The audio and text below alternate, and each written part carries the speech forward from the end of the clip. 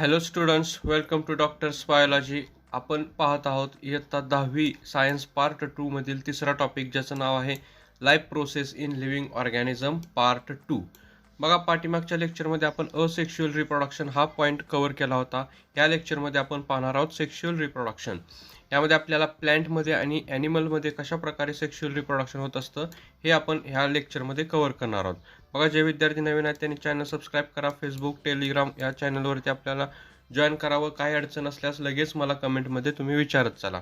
Video आवडल्यास नक्की like करा व शेअर करा. बघूया आपण आता सेक्शुअल रिप्रोडक्शन. बघा, सेक्शुअल रिप्रोडक्शनमध्ये आपल्याला बघायचं आहे की कशा प्रकारे नवीन ऑर्गॅनिझम म्हणजे फॉर्मेशन ऑफ न्यू ऑर्गॅनिझम कसे होत असतात. बघा, असेक्शुअल रिप्रोडक्शनमध्ये आपण पाहिलं होतं की जे काय नवीन ऑर्गॅनिझम आहेत ते with the help of the single parent, म्हणजे त्यामध्ये सिंगल पेरेंट इन्व्हॉल्वमेंट होती. त्याच्या अपोजिटमध्येच आपल्याला सेक्शुअल रिप्रोडक्शनमध्ये अभ्यास करायचा आहे. यामध्ये बघा, there is the involvement of the two parents, म्हणजे यामध्ये काय असणार आहेत तर दोन पेरेंट हे इन्व्हॉल्व होत असतात. म्हणजे जे काय रिप्रोडक्शन होणार आहे त्यामध्ये दोन पेरेंट, मेल आणि फिमेल अशा प्रकारचे दोन पेरेंट ह्यामध्ये इन्व्हॉल्व होत असणार आहे. आणि त्यांच्यापासून जे काय गॅमेट तयार होते त्या गॅमेटच्या फ्युजन झाल्यानंतर नवीन जे काय ऑफस्प्रिंग्स आहेत, नवीन ऑर्गॅनिझम तयार होणार आहेत. म्हणजे काय सांगता येईल आपल्याला, formation of new organism by involvement of two parents or two gametes is called as the sexual reproduction. लक्षात आलं, सिंपल डेफिनेशन आहे. यामध्ये बघा काय होणार आहे तर दोन पेरेंट असणार आहेत, त्यांच्यापासून पहिल्यांदा गॅमेट्स तयार होणार आहेत. ते गॅमेट्स काय होणार, त्यांचं फ्युजन होणार आहे गॅमेट्सचं. स्पर्म आणि एक अशा प्रकारचे ते गॅमेट असतात, त्यांचं फ्युजन झाल्यानंतर नवीन ऑर्गॅनिझम हे तिथं तयार होत असेल. बघा, ह्याच्यामध्ये काय झालं, आता मग दोन पेरेंट किंवा दोन इंडिव्हिज्युअल त्यामध्ये इन्व्हॉल्वमेंट झाले. त्यामुळं जे काय नवीन ऑफस्प्रिंग्स तयार होणार आहेत ते ऑफस्प्रिंग एक्झॅक्टली सिमिलर हे नसतात. म्हणजे जेनेटिकली, म्हणजे new organism has exact genetical not similar with the parent. म्हणजे जे काय ऑफस्प्रिंग आहेत ते एक्झॅक्टली सिमिलर नसतात. ओके, जसं की आपण असेक्शुअल रिप्रोडक्शनमध्ये पाहिलं होतं की जे काय नवीन ऑफस्प्रिंग आहेत ते exactly similar to the parent असतात. पण सेक्शुअल रिप्रोडक्शनमध्ये काय झाले, रिकंबायनेशन झालं. रिकंबायनेशन म्हणजे काय तर तिथं दोन इंडिव्हिज्युअलचे जीन्स इथं कंबाईन झालेत. ओके, मेल आणि फिमेल अशा दोन पेरेंटचे जीन्स इथं फ्यूज झाले किंवा कंबाईन झाले.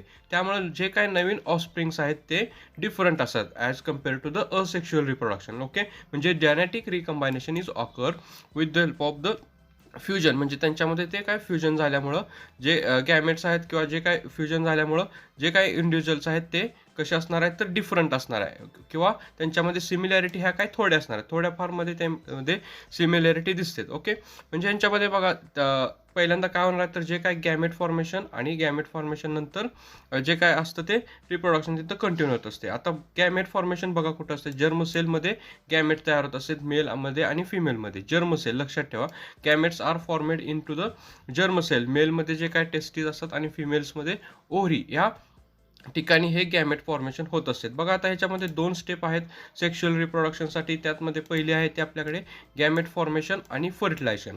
ह्या दोन महत्त्वाच्या अशा स्टेप्स आहेत, त्या प्रोसेस आहेत. यामध्ये आपल्याला बघायचं आहे की गॅमेट फॉर्मेशन आणि फर्टिलायझेशन हे काय असतं. बघू आपण आता. पहिल्यांदा बघा, ह्यामध्ये दाखवले आपल्याला ते गॅमेट फॉर्मेशन. त्यामध्ये कशा प्रकारे गॅमेट्स तयार होत असतात हे आपण बघू. गॅमेट्स, आता गॅमेट्स म्हणजे काय, it is the one type of the haploid cell formed by the with the help of the meiosis. Okay, बघा, एखादी जर्म सेल बघतो आपण की जर्म सेलमध्ये टेस्टिस आहे किंवा ओव्हरी आहे. त्यामध्ये कसं, जसा नॉर्मली सेलचा नंबर कसा असतो 2n, म्हणजे त्याला म्हणतोय आपण डिप्लॉइड. त्या डिप्लॉइड सेलपासून काय होणार आहे तर ह्यांच्यापासून हेप्लॉइड सेल्स तयार होणार आहेत. ओके, ही प्रोसेस कशामुळे होते, with the help of the meiosis. म्हणजे मिओसिस ह्या सेल डिव्हिजन मुळे गॅमेट हे तयार होत असतात. लक्षात ठेवा, gametes are always haploid in number. म्हणजे गॅमेटचा जेनेटिक नंबर किती असतो, n, म्हणजेच त्याला म्हणतो आपण हेप्लॉइड. ओके, आता हे हेप्लॉइड गॅमेट तयार होण्यासाठी मिओसिस या नावाची सेल डिव्हिजन तिथं होत असते. मिओसिस कुठं तर जर्म सेलमध्ये होणार, टेस्टिसमध्ये होणार मेलमध्ये असेल तर, ओव्हरीजमध्ये होणार फिमेलमध्ये असेल तर. यांच्यामध्ये मिओसिस होऊन हे गॅमेट्स हे तयार होत असतात. आता मेल गॅमेटला काय म्हणलं जातं, स्पर्म. फिमेल गॅमेटमधला ओहम असं म्हणलं होतं असतं. ह्यांचा नंबर कसा आहे, रिड्युस्ड झालेला असते. ओके, लक्षात आलं. म्हणजे डिप्लॉइड सेलपासून हेप्लॉइड सेल तयार झालेले असेल, त्याला म्हणतो आपण गॅमेट फॉर्मेशन. ह्यामध्ये वेगवेगळ्या प्रोसेस आहेत, आपण ते पुढे अभ्यासणारच आहोत. तर तुम्ही फक्त यात लक्षात काय ठेवायचं आहे तर सेक्शुअल रिप्रोडक्शन मधील एक important step gamete formation. There is the formation of the gamete. There are the two types of the gamete. It is the male gamete and female gamete. Male gametes are sperms, female gametes are ovum. Both occurs or both produced with the help of the meiosis. Meiosis is the reductional division. In this type of the division, the diploid cell are converted into the haploid cell. Okay, gamete formation. त्यानंतरची आपल्याकडे process आहे ती fertilisation. आता जे काही gamete तयार झालेले आहेत त्यांचं काय होणं गरजेचं आहे? Fusion for the sexual reproduction. म्हणजे यांच्यामध्ये काय होतंय? फ्युजन. जे काही मेल गॅमेट आणि फिमेल गॅमेट आहेत त्यांचं फ्युजन होणार आहे. त्या फ्युजनला म्हणतो आपण फर्टिलायझेशन. बघा, फर्टिलायझेशन म्हणजे काय? Fusion of male gamete and female gamete are called as the fertilisation. लक्षात आलं? आता जे काय पेरेंटपासून जे काय गॅमेट तयार झाले होते, मेलमध्ये जे काय स्पर्म होते, फिमेलमध्ये ओहम किंवा एग म्हणतो आपण त्याला, त्यांचं जेव्हा फर्टिलायझेशन होतंय, त्या फर्टिलायझेशन झाल्यानंतर काय तयार होतंय? तर एक झायगोट तयार होतंय. म्हणजे बघा, आपल्याकडे जो काय झायगोट तो असतोय तो कसा? 2n. म्हणजे झायगोट्स आर डिप्लॉइड इन नंबर. कसं काय डिप्लॉइड झाला? तर n नंबर म्हणजे हेप्लॉइड प्लस हेप्लॉइड, अशा प्रकारे डिप्लॉइड झायगोट इथं तयार झालेला आहे. म्हणजे डिप्लॉइड. ओके, लक्षात आलं का? हे फर्टिलायझेशन. फर्टिलायझेशन म्हणजे काय? Union of male gamete and female gamete are called as the fertilisation. After the fertilisation there is the diploid zygote is produce and after then this zygote are divide mitotically. म्हणजे ह्या झायगोटमध्ये mitosis ही process चालू होते. Mitosis म्हणजे काय? Exactly similar sale तिथं तयार व्हायला लागतात. म्हणजे डिप्लॉइड सेल काय होणार आहेत? तर कंटिन्युअस अशा डिप्लॉइड सेल तयार होणार आहेत. म्हणजे ह्याच्यामध्ये काय होते? मायटॉसिस होते त्या झायगोटमध्ये, आणि झायगोटमध्ये मायटॉसिस होऊन त्यामध्ये एम्ब्रिओ फॉर्म होतोय. Okay, after the fertilisation the zygote divide mitotically and there is the form embryo. म्हणजे embryo then develops and form the new individual. Okay, लक्षात आलं का? बघा, त्या एम्ब्रिओची परत डेव्हलपमेंट होणार आहे, सेल डिव्हिजन होणार आहे, त्यात मायटॉसिस सेल डिव्हिजन होणार आहे, आणि त्याच्यापासून नवीन असे इंडिव्हिज्युअल हे तयार होत असतात. बघा, फर्टिलायझेशनमध्ये काय काय होणार आहे आपण अजून डिटेलमध्ये अभ्यास करू. की फर्टिलायझेशनमध्ये एक महत्त्वाची स्टेप आपल्याला कळाली, रिकंबायनेटेड जीन्स भेटले इथं. रिकंबायनेशन म्हणजे काय? तुम्हाला मी सुरुवातीला सांगितलं होतं, there is a fusion of two different gametes. म्हणजे काय झालं इथं? स्पर्म आणि एग, ओहम यांचं फ्युजन झालं. म्हणजे मेलमधून काही जीन्स आले होते आणि फिमेलमधून काही जीन्स, ह्या दोघांचं काय झालं? तर फ्युजन झालं, आणि त्याच्यापासून नवीन असं झायगोट तयार झाला होता. म्हणजे ह्याच्यामध्ये काय आहे? तर कंबायनेशन आहे, त्याला रिकंबायनेशन म्हणतो आपण. ह्या रिकंबायनेशनमुळे काय झालंय? तर जे काय नवीन इंडिव्हिज्युअल तयार होणार आहेत ते कसे असतात? तर डिफरंट असतात. The some character are different of the both parents. म्हणजे इथं काय झालंय?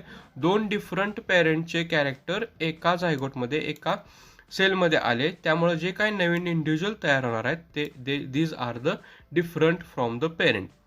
ओके, म्हणजे बघा, आपण एक्झॅक्टली सिमिलर टू पेरेंट, म्हणजे आपण एक्झॅक्टली सिमिलर दिसत नसतो आई वडिलांसारखे, आपल्यामध्ये थोडेफार फरक असतात. त्याला ते कशामुळं? तर रिकंबायनेशनमुळं. आपण थोडंफार दिसत असेल सिमिलर किंवा काही दिसतही नसतील, हे डिफरन्शिएशन म्हणजे हे वेगळापणा कशामुळे आलाय? तर रिकंबायनेशनमुळं. लक्षात येतंय?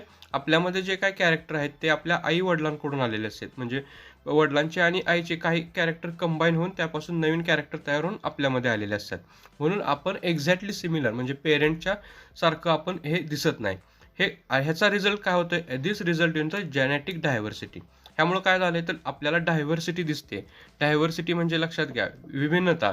ही डायव्हर्सिटी कशामुळे झाली? तर ह्या रिकंबायनेशनमुळे. म्हणजे जे काय गॅमेट्स किंवा जे काय फ्युजन होणार होतं, त्या फ्युजन नंतर जे काय जेनेटिक व्हेरिएशन तयार झाले ते ह्या रिकंबायनेशनमुळे. This diversity and genetic variation occurs in the living organism. This is also important for the evolution. हे इव्हॉल्युशनला, नवीन स्पेसिस फॉर्म करायला पण हे इम्पॉर्टंट आहे. त्यामुळे अजून काय होऊ शकतं? तर जे काय नवीन ऑर्गॅनिझम आहेत त्यांना एन्व्हायरमेंटला, म्हणजे चेंजिंग एन्व्हायरमेंटमध्ये ते ॲडॅप्ट होऊ शकतात. ओके, एन्व्हायरमेंटमध्ये ते ॲडॅप्टेशन होऊ शकतोय, त्यांची लाईफला किंवा जे काय प्रेझेन्स आहे तो मेंटेनन्स करू शकतोय. अशा प्रकारे हे त्याचे फर्टिलायझेशन किंवा रिकंबायनेशनची त्याच्या इम्पॉर्टंट आहे. Due to the plants and animals can save themselves from the being extinct. म्हणजे रिप्रोडक्शनमुळे काय होणार आहे? तर नवीन इंडिव्हिज्युअल कंटिन्युअस तयार होणार आहेत. कंटिन्युअस इंडिव्हिज्युअल तयार झाल्यामुळं त्यांचं अस्तित्व हे ह्या पृथ्वीवरती टिकून राहणार आहे. ओके, लक्षात आलं. रिकंबायनेशन लक्षात ठेवा. रिकंबायनेशन म्हणजे काय होतं, तर युनियन ऑफ डिफरंट गॅमेट, म्हणजे ह्यामध्ये डिफरंट गॅमेटचं युनियन होणार आहे आणि त्याच्यापासून नवीन इंडिव्हिज्युअल हे तयार होणार आहेत. ते individual exactly similar to the parent हे नसतात. ओके, हे झालं फर्टिलायझेशन. आपल्याला बघायचं आहे सेक्शुअल रिप्रोडक्शन इन प्लॅन्ट आणि sexual reproduction in human beings. पहिल्यांदा बघूया आपण sexual reproduction in plant. Okay, बघा आता प्लॅन्टमध्ये सेक्शुअल रिप्रोडक्शनसाठी एक इम्पॉर्टंट असं प्लांट आहे, त्याला म्हणतो आपण फ्लॉवर. फ्लॉवर माहीत आहे आपल्याला. Flower is the structural and functional unit of the sexual reproduction in plant. म्हणजे जे काय रिप्रोडक्शन होणार आहे सेक्शुअल रिप्रोडक्शन, ते कुठं तर प्लॅन्टच्या फ्लॉवरमध्ये होत असतं. Flower has the 4 होलर्स. म्हणजे बघा फ्लॉवरमध्ये काय तर फ्लोर होरल्स आहेत. ठीक आहे, होरल्स. ते होरल्स म्हणजे कोणते कोणते बघा, कॅलेक्स, कॉर्ला, गायनोशियम आणि अँड्रोशियम. म्हणजे त्याला काय म्हणतो आपण, फुलांचे जे काय पार्ट असतात, दिस 4 इज कॉल्ड ॲज द होरल. ठीक आहे, होरल, फ्लॉवर होरल. म्हणजे त्याच्यामध्ये जे काय 4 पार्ट आहेत किंवा 4 पार्ट आहेत फ्लॉवरचे, ते रिप्रोडक्शनसाठी मदत करत असेल. यातले बघा अँड्रोशियम आणि गायनोशियम. ठीक आहे, म्हणजे हे जे काय गायनोशियम आणि अँड्रोशियम आहेत, त्याला काय म्हणतो आपण, essential होलर्स. Androecium and gynoecium is called as the essential roller because they perform the reproduction. They are useful in the reproduction. And calyx and corolla are called as the accessory rollers.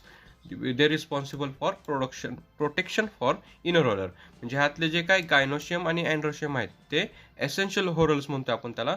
ते रिप्रोडक्शनसाठी मदत करत असतात किंवा त्यांचा important असा role आहे. आणि त्यामध्ये कॅलेक्स आणि कॉरोला हे काय करतात, तर ते ॲसेसरी होलर्स आहेत. ते काय करतात, तर ह्यांचं प्रोटेक्शन करण्यासाठी किंवा रिप्रोडक्शनला ते मदत करायचं ते काम करत असतात. ओके, आता ह्याच्यामध्ये बघा एक महत्त्वाचा अजून एक पार्ट आहे, तो मेंबर्स. म्हणजे जे काय पार्ट्स ऑफ द कॅरेक्स, म्हणजे members of the calyx are called as the sepals. म्हणजे जो काय हा पार्ट दिसतोय ह्याला म्हणतो आपण सेपल्स. आणि these are the always in green coloured. Okay, लक्षात ठेवा. हा जो काय पार्ट आहे त्याला काय म्हणतो आपण, सेपल्स. आणि हा ऑलवेज कसं असतो, ग्रीन कलरचा असतो. आणि this corolla as the petals. म्हणजे corolla are also called as the petals. And this is the colourful or various coloured. म्हणजे फुलांच्या ज्या काय पाकळ्या असतात बघा, ह्या कशा असतात, तर वेगवेगळ्या प्रकारच्या कलरच्या असतात. आणि जो काय हा पार्ट असतो फुलाचा, तो कसा असतो, always in the green colour. Okay, आता ह्याच्यामध्ये बघा हे पार्ट, म्हणजे हे इम्पॉर्टंट असे पार्ट तुमच्या लक्षात आले असतील. ह्यातले महत्त्वाचा पॉईंट किंवा काय लक्षात ठेवायचं आहे, तर gynoecium, androecium it is the essential whorls are responsible for the reproduction. And calyx and corolla is the accessory whorls. These are the protective whorls that support to the reproduction or that's help during the reproduction. Okay, आता प्लांटचे डिटेलमध्ये आपण अजून थोडा अभ्यास करू. ह्यामध्ये बघा प्लॅन्ट, बघा हे फ्लॉवर आपल्याला अभ्यासायचं आहे. यामध्ये आपण आता पाहिलं की जे काय पार्ट आहेत ते बघू आपण डिटेलमध्ये. आता बघा ह्याच्यामध्ये काय असते, तर प्लॅन्टमध्ये गायनोशियम आणि अँड्रोशियम हे काय, तर मेल होलर आणि फिमेल होलर असं आपण त्याला म्हणू शकतो. जे काय गायनोशियम आहे is called as the female holer. This act as the female character. ते काय करते, तर फिमेल कॅरेक्टर तिथं रिप्रेझेंट करत असते फ्लॉवरमध्ये. गायनोशियममध्ये कोणते कोणते पार्ट असतात, stigma, style, ovary. This parts are present in the gynoecium. This act as the female character. म्हणजे ते काय करणार आहेत, एग किंवा ओहम तयार करणार आहेत गायनोशियम. मेल पार्ट किंवा मेल कॅरेक्टर कोण फॉलो करत असते, तर अँड्रोशियम. ओके, अँड्रोशियममध्ये कोण आहेत, अँथर आणि फिलामेंट. बघा हे जे काय दिसते ते अँथर आणि हा फिलामेंट. म्हणजे बघा हे आहेत ते अँथर, म्हणजे इथं पोलन ग्रेन्स तयार होत असतात. आणि हा आहे तो filament. This is the androecium. It perform the male functions. Okay, and this is the gynoecium. The gynoecium contains stigma, style and ovary. And this work for the female character. म्हणजे हे काय फिमेल कॅरेक्टर तिथं follow करणार असते. Okay, लक्षात आहे. हे फ्लॉवरचे important part. म्हणजे बघा आता ज्या फ्लॉवरमध्ये मेल आणि फिमेल असे दोन्ही कॅरेक्टर किंवा दोन्ही पार्ट प्रेझेंट असतात, म्हणजे androecium it is the male part, gynoecium it is the female part. असे दोन्ही कॅरेक्टर किंवा दोन्ही पण पार्ट ऑफ फ्लॉवरमध्ये प्रेझेंट असते, त्याला म्हणतो आपण बायसेक्शुअल फ्लॉवर्स. एक्झाम्पल आहे आपल्याकडे हिबिस्कस, म्हणजे जास्वंदीचं फुल. म्हणजे बघा ज्या फ्लॉवरमध्ये, ज्या प्लॅन्टमध्ये मेल कॅरेक्टर शो करणारे पार्ट्स आणि फिमेल कॅरेक्टर शो करणारे पार्ट दोन्ही पार्ट प्रेझेंट असतात, अशा फ्लॉवर्सला म्हणतो आपण बायसेक्शुअल फ्लॉवर.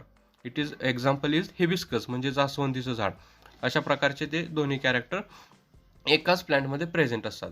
पण काही प्लॅन्टमध्ये काय असते, तर एक तर त्यांच्यामध्ये अँड्रोशियम प्रेझेंट असतो किंवा एक तर गायनोशियम असतो.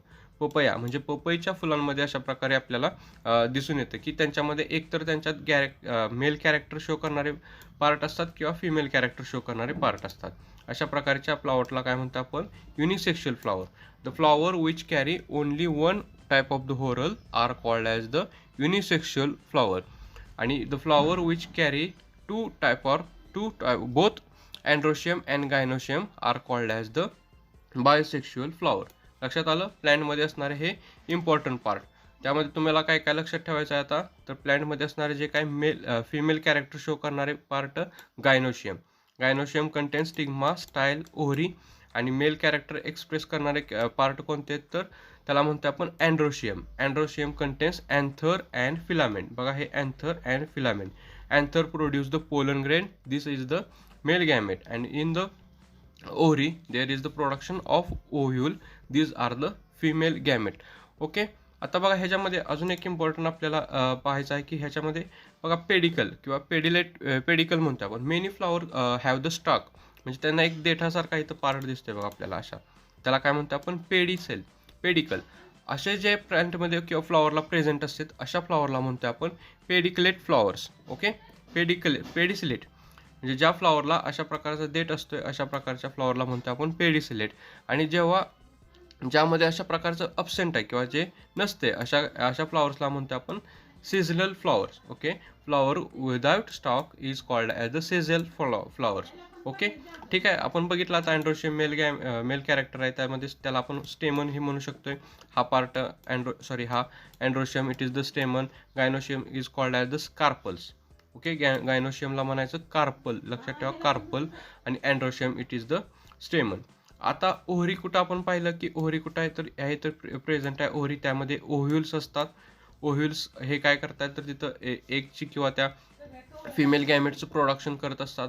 बघा आफ्टर फर्टिलायझेशन होत असताना त्यामध्ये एम्ब्रॉयनिक सॅक तयार होत असते. ती एम्ब्रॉयनिक सॅक मिओसिस प्रोसेसमुळे तयार होत असते आणि त्याच्यामध्ये हेप्लॉइड गॅमेट्स तयार होत असतात. एग आणि पोलार न्यूक्लिया म्हणतो आपण त्याला. फिमेलमध्ये जे काही गॅमेट तयार होतात बघा त्यामध्ये हेप्लॉइड एक cell and 2 haploid polar nuclei अशा प्रकारचे त्यामध्ये फिमेल गॅमेट तयार होत असतात. हे लक्षात ठेवा.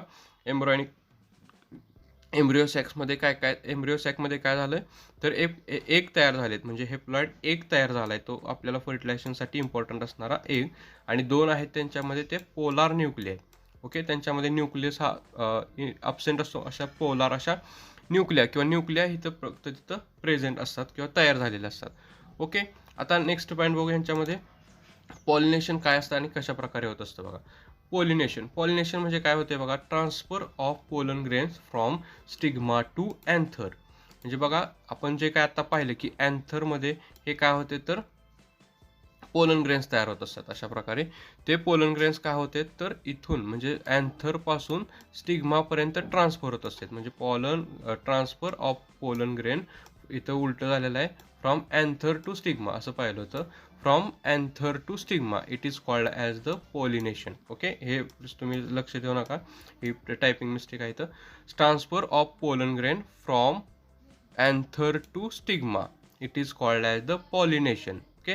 प्लॅन्टमध्ये एक महत्त्वाची अशी स्टेप आहे, त्याला म्हणतो आपण pollination. With the help of the pollination there is the occur of fertilisation. हे पॉलिनेशन झाल्यामुळं फर्टिलायझेशन होणार आहे आणि तिथून त्यामध्ये फ्रूट डेव्हलपमेंट होत असतं. आता हे पॉलिनेशन कशामुळे होत असतं? तर त्यामध्ये पॉलिनेटिंग एजंट हे इम्पॉर्टंट रोल कॅरी करत असतात. पॉलिनेटिंग एजंटमध्ये 2 प्रकार आहेत, अबायोटिक एजंट आणि बायोटिक. अबायोटिक म्हणजे कोणते बघा? जसं की जर वाऱ्यानं जर इथं म्हणजे जे काय पोलन ग्रेन ट्रान्सफर झाले असेल त्याला म्हणतोय अबायोटिक एजंट.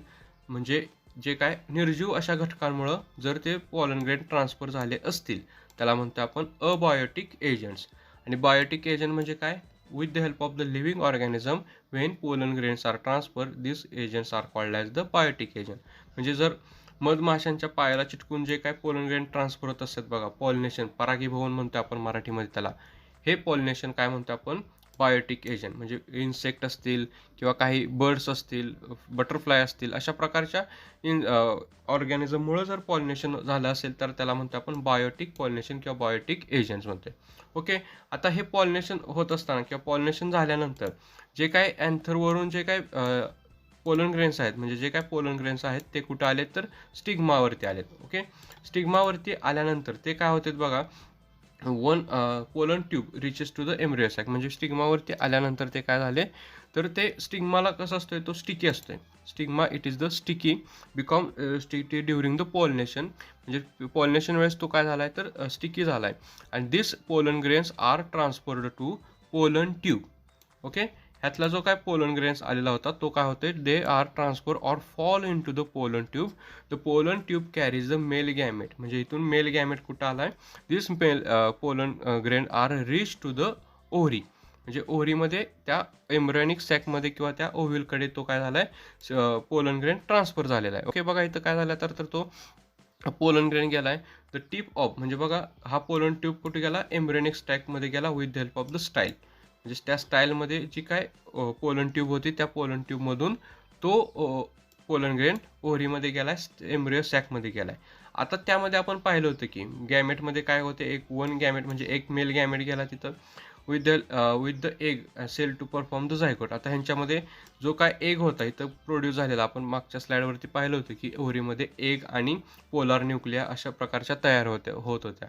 जे काय पोलन ग्रेन आलेले होते त्यातील एक पोलन ग्रेन काय करतोय, एगला फर्टिलाइज करतोय. म्हणजे one pollen grain fertilise with the egg and there is the form zygote. Okay, ठीक आहे. एक पोलन ग्रेन आणि एक तो काय हेप्लॉइड एक होता, त्यांच्यापासून फर्टिलायझेशन झाल्यानंतर तिथं काय झालं, झायगोट तयार झाला.